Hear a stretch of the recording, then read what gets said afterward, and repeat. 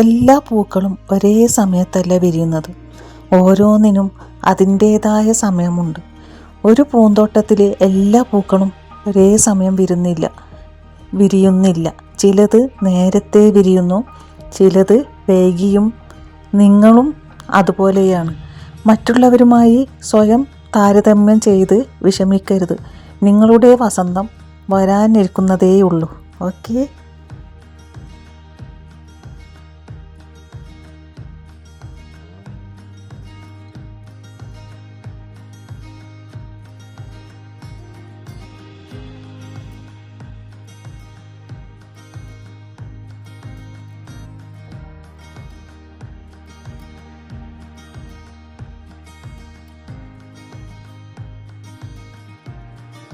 വിടരാൻ സമയമെടുക്കും. Patience and growth. പ്രതിസന്ധികളെ അതിജീവിക്കുക. ചെളിയിൽ വിരിയുന്ന താമരയെ ഉദാഹരണമായി പറയാം. ചുറ്റുമുള്ള സാഹചര്യങ്ങൾ മോശമാണെന്ന് കരുതി തളർന്നു പോകരുത്. ചെളിയിൽ വിരിയുന്നതെങ്കിലും താമര അതിൻ്റെ സൗന്ദര്യം കൈവിടുന്നില്ല. ലോകം എത്ര മോശമായാലും നിങ്ങളുടെ സ്വഭാവശുദ്ധിയും ലക്ഷ്യബോധവും കൊണ്ട് നിങ്ങൾക്ക് തിളങ്ങാൻ സാധിക്കും. കൊഴിഞ്ഞുപോക്ക് ഒരു തടസ്സം.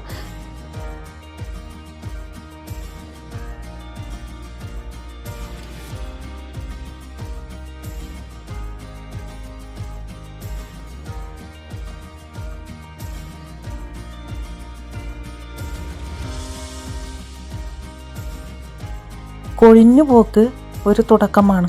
New beginning. പൂക്കൾ കൊഴിയുന്നത് അവസാനമല്ല, മറിച്ച് പുതിയൊരു ഫലം ഉണ്ടാക്കുന്നതിൻ്റെ തുടക്കമാണ്. പൂക്കൾ കൊഴിയുന്നത് അവ തോറ്റുപോയതുകൊണ്ടല്ല, മറിച്ച് മരത്തിന് ഒരു കായ് നൽകാൻ വേണ്ടിയാണ്. ജീവിതത്തിൽ ചില നഷ്ടങ്ങൾ സംഭവിക്കുന്നത് അതിനേക്കാൾ വലിയ നേട്ടങ്ങൾ നിങ്ങളെ തേടി വരാനുള്ളത് കൊണ്ടാണ്.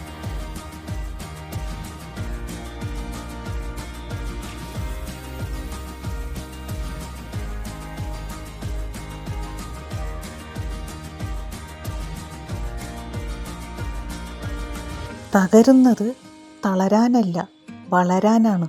മുള്ളുകൾക്കിടയിലെ പുഞ്ചിരി. റോസാപ്പൂവിനെ ഉദാഹരണമാക്കാം. മുള്ളുകൾക്കിടയിലാണ് നിൽക്കുന്നതെങ്കിലും റോസാപ്പൂവ് സുഗന്ധം പരത്താൻ മറക്കില്ല. ജീവിതം പ്രശ്നങ്ങളുണ്ടാകാം, പക്ഷേ അവയ്ക്കിടയിലും പുഞ്ചിരിക്കാനും മറ്റുള്ളവർക്ക് നന്മ ചെയ്യാനും സാധിക്കുന്നതിലാണ് യഥാർത്ഥ വിജയം.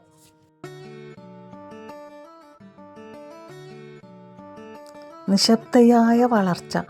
പൂക്കൾ വളരുന്നത് ശബ്ദമുണ്ടാക്കിയല്ല, മറിച്ച് നിശബ്ദമായാണ്. ഒരു പൂവ് വിരിയുന്നത് ലോകം അറിയുന്നത് അത് വിരിഞ്ഞു കഴിഞ്ഞാണ്.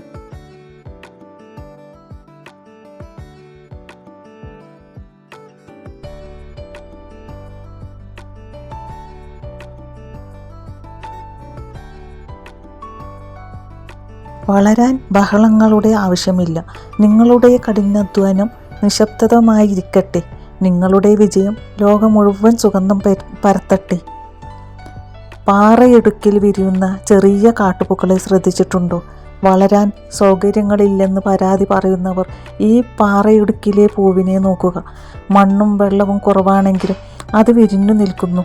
സാഹചര്യങ്ങളല്ല, അതിജീവിക്കാനുള്ള മനസ്സാണെൻ്റെ അത് നമ്മോട് പറയുന്നു.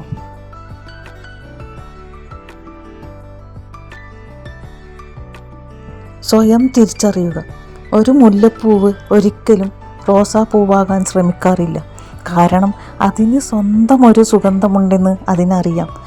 മറ്റൊരാളേക്കാൾ ശ്രമിക്കാതെ നിങ്ങളുടെ ഉള്ളിലെ സവിശേഷതകളെ തിരിച്ചറിയുക. നിങ്ങൾ നിങ്ങളായിരിക്കുമ്പോൾ തന്നെയാണ് ഏറ്റവും മനോഹരമാകുന്നത്. ഇന്നിൽ ജീവിക്കുക. പൂക്കളുടെ ആയുസ് കുറവാണ്, എങ്കിലും അവ പൂർണ്ണതയോടെ വിരിഞ്ഞു നിൽക്കുന്നു. നാളെ വാടുമെന്ന ഭയത്താൽ ഒരു പൂവും വിരിയാതിരിക്കുന്നതില്ല. ലഭിച്ച നിമിഷം അത് ലോകത്തിലെ ഏറ്റവും മനോഹരമായ കാഴ്ച നൽകുന്നു.